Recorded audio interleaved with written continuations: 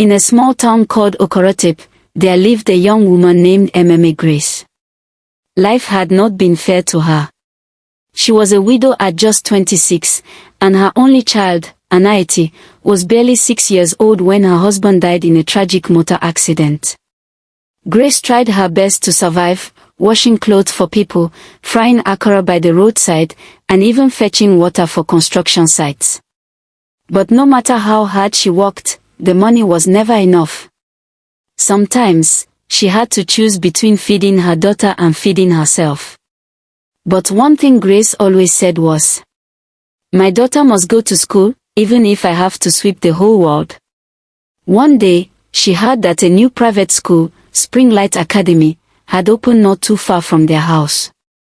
It was a school for the rich, a beautiful place with flowers, tall gates, and children who came to school in expensive cars.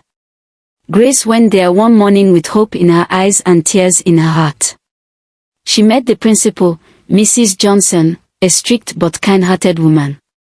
Grace knelt before her and said softly, "Ma, I heard you're looking for cleaners. I can clean, scrub, wash, anything you want.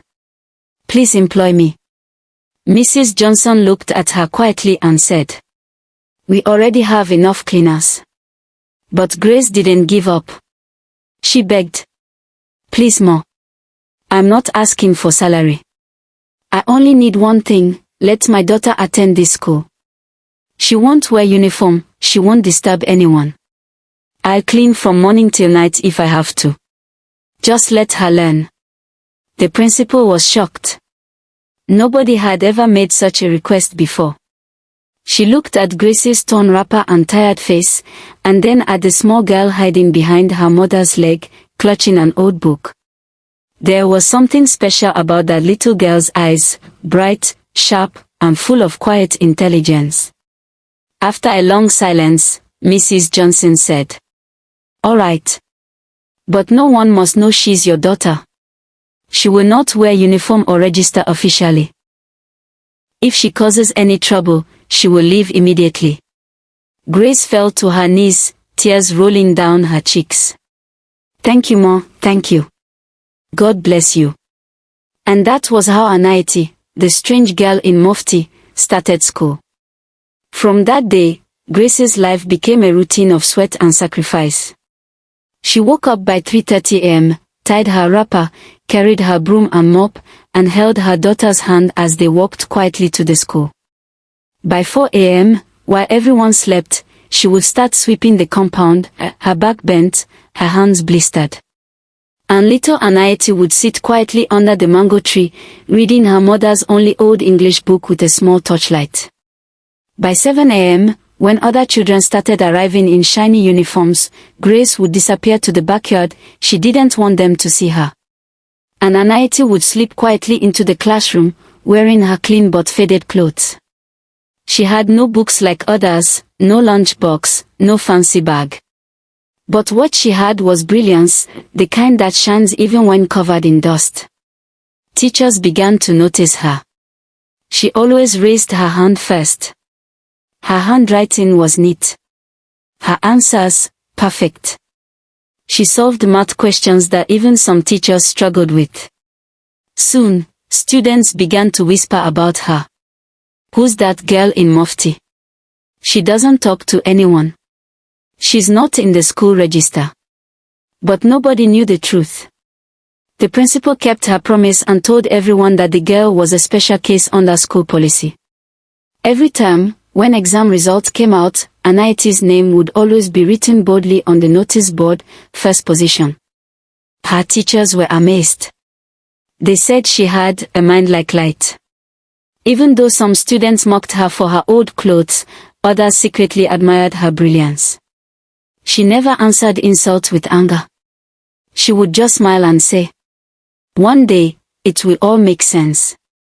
One afternoon, during closing time, some teachers were talking in the staff room. Mrs. Johnson, the principal, overheard one of them say, "That Mofti girl is something else. I wish we could find out who her parents are. She deserves a scholarship."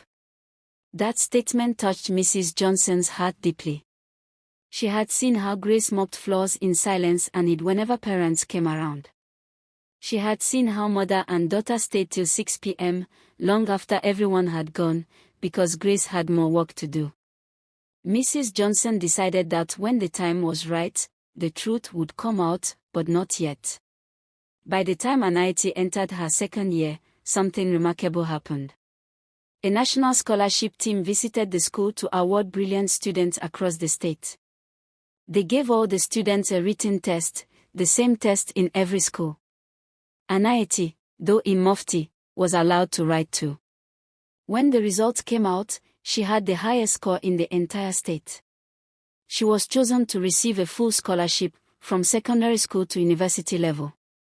The school hall was decorated beautifully that day. Parents, students, teachers, everyone was gathered for the award ceremony. The guest speaker called out her name.